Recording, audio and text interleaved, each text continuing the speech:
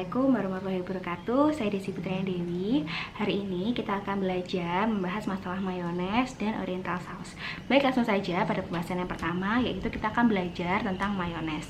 Jadi mayones ini merupakan saus yang bahan utamanya itu adalah minyak nabati, telur ayam, dan juga biasa ditambahkan dengan cuka atau sari lemon. Nah, biasanya juga ditambahkan mustard, salt, and pepper sebagai perasa. Nah, telur yang digunakan itu biasanya hanya kuning telurnya saja, jadi tidak menggunakan putih telur ya dalam membuat mayones. Nah, biasanya mayones ini itu bisa disajikan atau dihidangkan bersama dengan salad, yaitu sebagai dressing, dan kemudian bisa disajikan juga dengan sandwich. Namun di beberapa negara seperti di Jepang, mayones ini tuh bisa disajikan bersama dengan okonomiyaki, takoyaki, yakisoba, ebi furai, dan juga ada yang menghidangkan bersama dengan pizza. Kemudian mayones ini bisa kita bikin sendiri atau juga bisa kita menemukannya dalam bentuk kemasan atau produksi pabrik.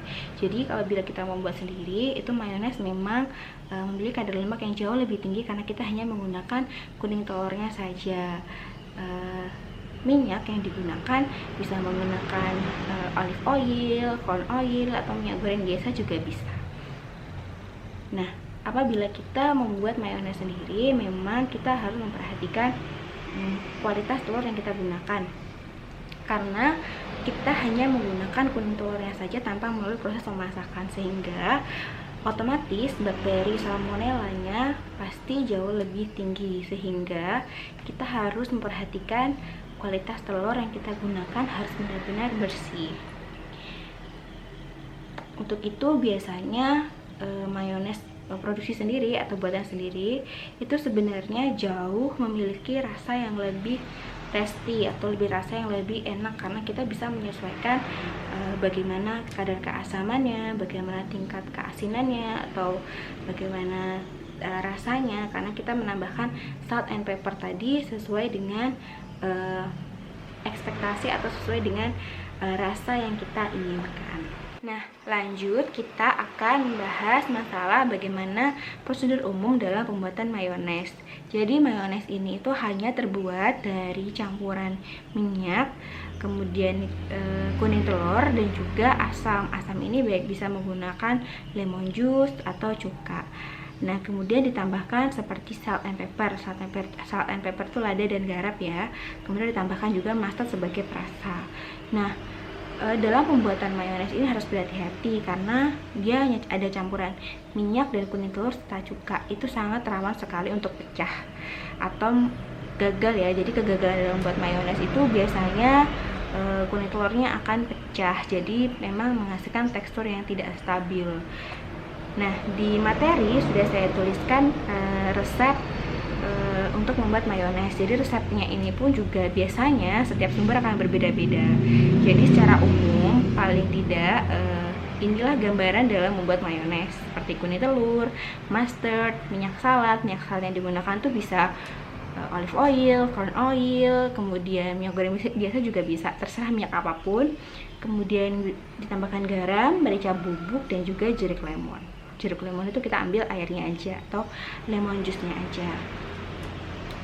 Nah, telur yang digunakan itu adalah telur yang segar, dan pastikan kita membelinya adalah telur yang memang berkualitas bagus, agar hal ini akan menghasilkan emulsi yang bagus juga, karena apabila kita gagal emulsi itu akan mengakibatkan saus mayones kita itu menjadi pecah.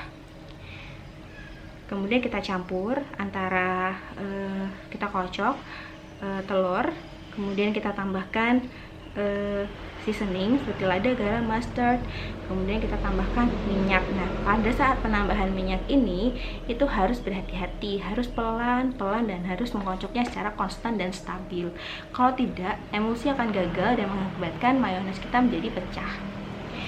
Serta setelah itu kita bergantian juga dengan cuka atau sari lemon ya. Jadi memang bergantian dengan minyak, kemudian kita tambahkan cuka secara perlahan-lahan. Dan kemudian kita bisa cek rasa bila memang kurang manis, kurang garam atau kurang lada gitu, kita tambahkan ya. Jadi rasa itu memang sesuai dengan ekspektasi atau dari lidah dari yang memasak tersebut. Nah, bagaimana kalau misalnya mayones ini gagal? Mayones ini gagal itu sebenarnya masih bisa diakali atau masih bisa diatasi dengan cara kita membuat adonan baru lagi, kemudian kita tambahkan sedikit demi sedikit adonan mayones kita yang gagal atau tidak berhasil tadi ya. Jadi seperti itu saja. Sebenarnya caranya sangat simpel, kita hanya mencampur saja. Cuma perlu hati-hati dalam pencampuran minyak dan cukanya itu. Kita harus pelan-pelan, dan pengkocokan kuning telur itu harus stabil. Kita bisa menggunakan garpu atau kita bisa menggunakan balon whisk ya, seperti yang ada di materi yang ada di gambar. Kemudian kita akan lanjut membahas masalah mayones dan turunannya. Jadi mayones itu juga memiliki turunan-turunan seperti kita membahas masalah leading sauce dan small sauce kapan hari. Nah, apa saja turunan dari mayones ini? Yang pertama ada Thousand Island, kemudian Louis dressing, Louisiana dressing, kemudian ada beberapa lagi. Nah, ada juga saus tartar. Mungkin teman-teman di sini yang sangat sering sekali terdengar adalah Thousand Island dressing. Memang itu ada di pasaran ya, gitu. Kita bisa mencobanya dalam bentuk kemasan.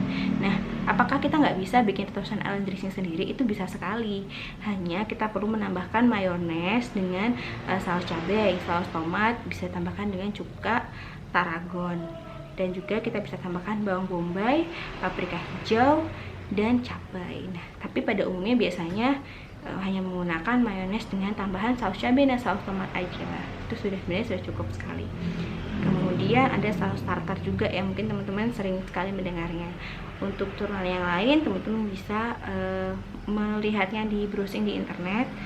Teman-teman bisa mempelajarinya sendiri karena sangat banyak sekali turunan dari mayones ini. Nah, lanjut kita akan membahas tentang oriental sauce. Jadi oriental sauce ini merupakan saus ciri khas atau khas hidangan Asia atau oriental, termasuk Jepang, Thailand, Vietnam, India, serta juga Indonesia dan negara-negara di Asia Tenggara. Nah, beberapa saus oriental ini biasanya sudah ditambahkan beberapa saus atau kecap untuk menambah cita rasa. Atau saus ini bisa juga sebagai bumbu dalam masakan atau hidangan oriental. Apa saja? Mungkin teman-teman di sini sudah tidak asing lagi. Di materi sudah beberapa saya tuliskan. Ini adalah saus-saus khas dari hidangan oriental ya. Jadi biasanya memang hidangan oriental itu banyak menggunakan saus atau kecap ini sebagai tambahan bumbu dalam hidangannya.